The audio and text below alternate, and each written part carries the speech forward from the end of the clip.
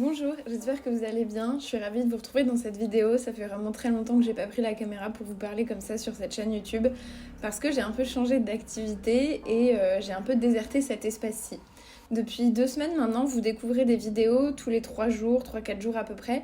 C'est des vidéos qui datent en fait un petit peu, elles ont plus ou moins 2 ans et c'est des vidéos qui ont été postées au cours des 2 dernières années sur ma page Patreon. Patreon, c'est une plateforme que j'utilise en parallèle de YouTube parce qu'elle me permet de rémunérer mon travail artistique entre guillemets et de création de contenu sur internet. Donc si jamais ça vous intéresse et que vous avez envie de voir plus de contenu, j'ai développé cette page-là, Patreon, pour un abonnement mensuel de 2 à 3 euros par mois. Vous avez accès à plein de contenus, notamment des vidéos YouTube, puisque je continue d'en faire de ce côté-là, des expériences vlog, mais pas que, je fais des cartes postales de mes voyages, des choses comme ça.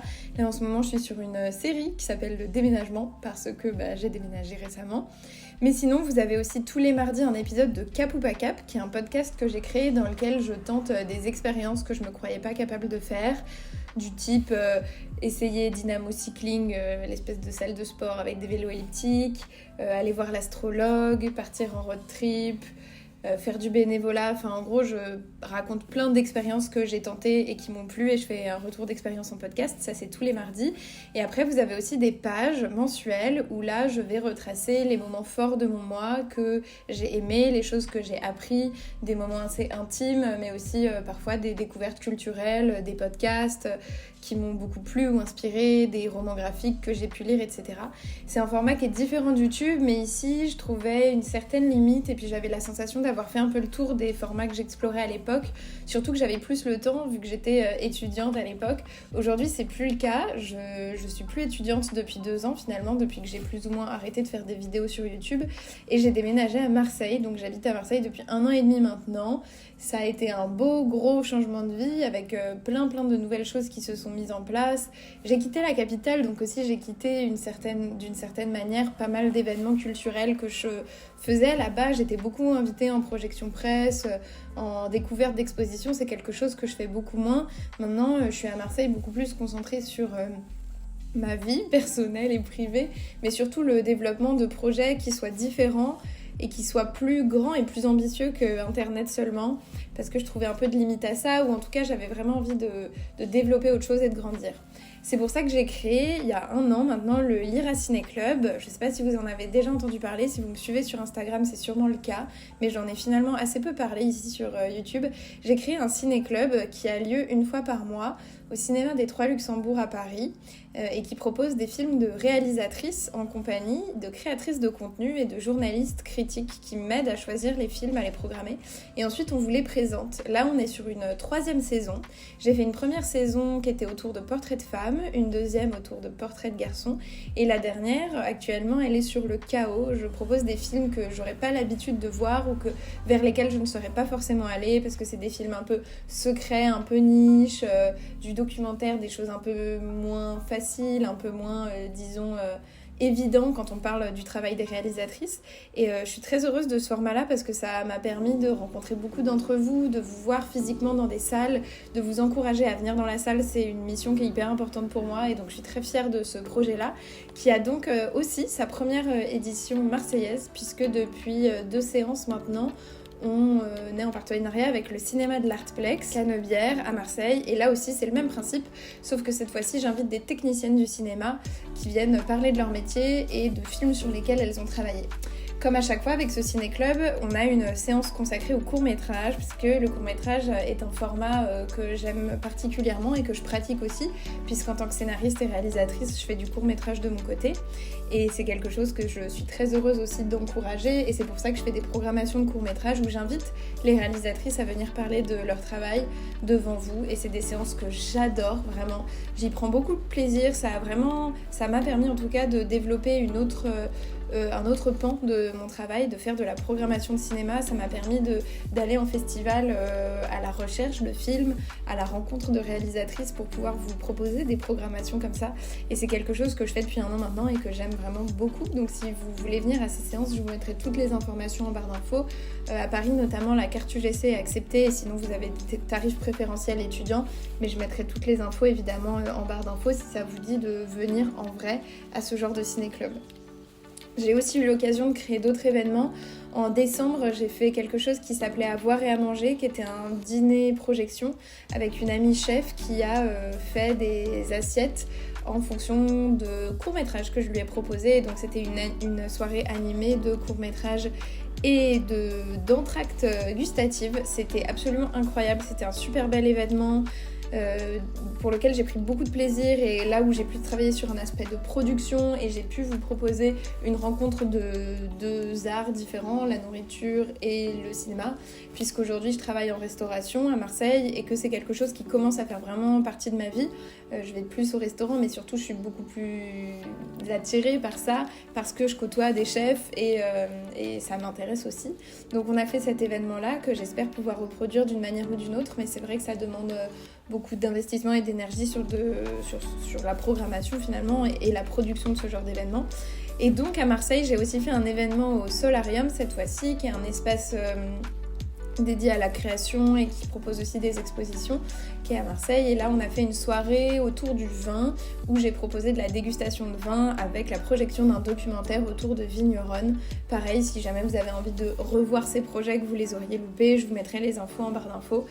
Mais toujours est-il que je me dirige un peu plus vers ce genre d'événement dans le réel parce que ça me permet de rencontrer des personnes, de travailler un peu moins seule derrière ma caméra et de proposer des alternatives beaucoup plus réelles et concrètes de ce que je faisais jusqu'alors sur internet.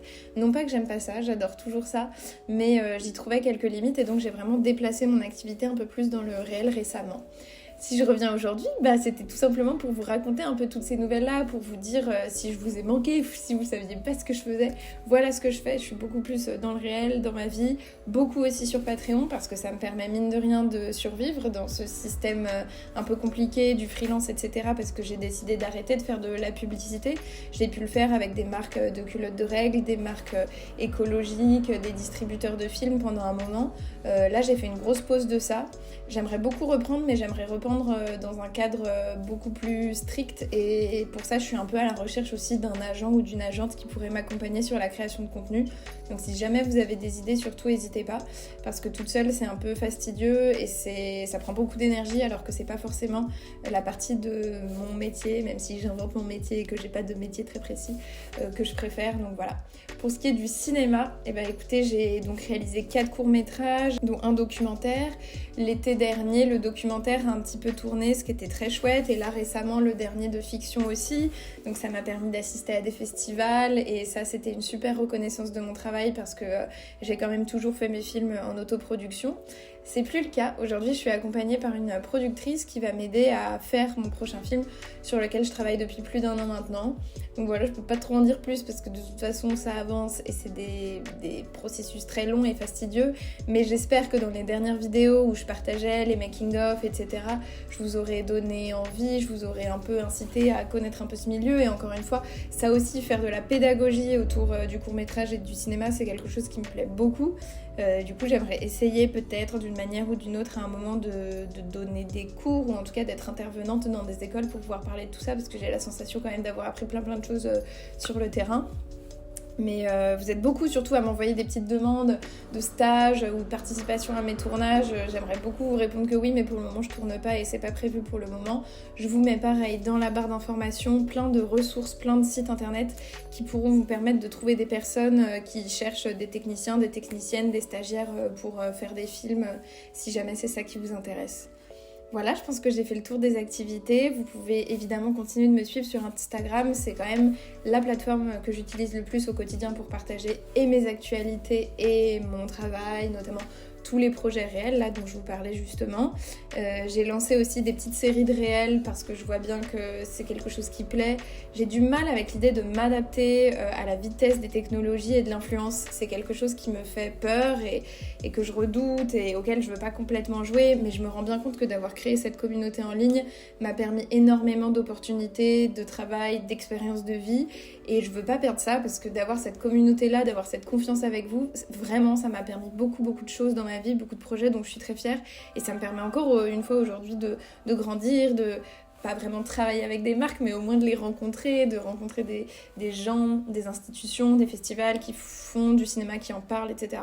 Et ça, c'est super important et précieux pour moi, et j'aimerais qu'on continue ça. Enfin, typiquement, un petit exemple très bête, mais je fais des ateliers d'écriture sur Marseille, dans un atelier dans lequel l'une d'entre vous est, et donc elle m'en a parlé sur Instagram, et donc je me suis retrouvée à faire ces ateliers d'écriture. Et je trouve ça fou parce que ces ateliers d'écriture sont une vraie dose de plaisir et ça me fait trop kiffer. Et ça, c'est aussi grâce à Internet.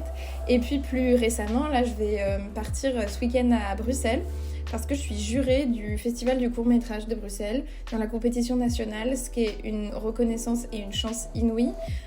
Vraiment, professionnellement parlant, pour moi, c'est vraiment une étape et une expérience formidable dont je suis toute excitée. Et vraiment, ça va me permettre de voir autre chose, de pousser encore une fois mon métier, même si j'ai pas de métier, enfin c'est très dur à dire ce qu'est mon métier, mais encore une fois c'est une opportunité qui m'est offerte aussi par le biais de ces réseaux, et c'est ouf. Donc merci pour ça, parce que c'est aussi par la confiance que vous m'accordez sur les réseaux que cette opportunité m'a été offerte. Mais du coup, continuons peut-être à créer un truc ensemble. C'est pour ça que, oui, parce que le début de la réflexion, c'était pourquoi je faisais des réels. Donc je fais un peu des réels pour m'adapter au jeu.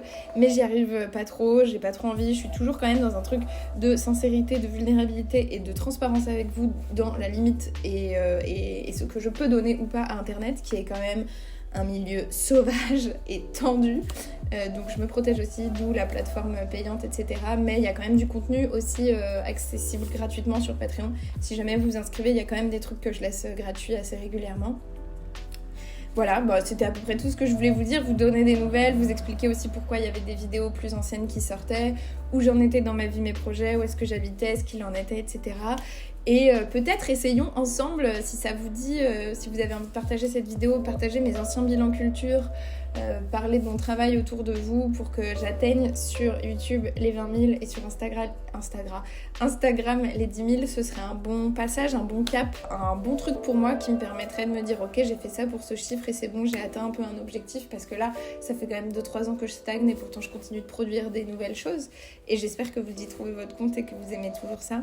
En tout cas, j'ai bien prévu de lancer un nouveau projet sur YouTube, une nouvelle série. Ça fait longtemps que j'en parle, j'ai eu beaucoup de tergiversions et de complications de vie privée dans le réel, mais je travaille sur ce projet, ça va sortir à un moment, c'est sûr.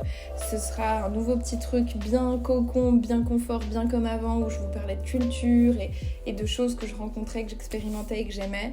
J'ai hâte de pouvoir revenir avec ça, j'espère, en rentrant de Bruxelles. Voilà, j'espère que là je rentre vraiment dans une nouvelle phase et que je saurai encore une fois vous apporter des choses autant que vous m'en apportez. Voilà. Merci d'avoir regardé cette vidéo, merci de soutenir mon travail. À très bientôt, je vous embrasse et je vous souhaite une bonne journée ou une bonne soirée. Bisous!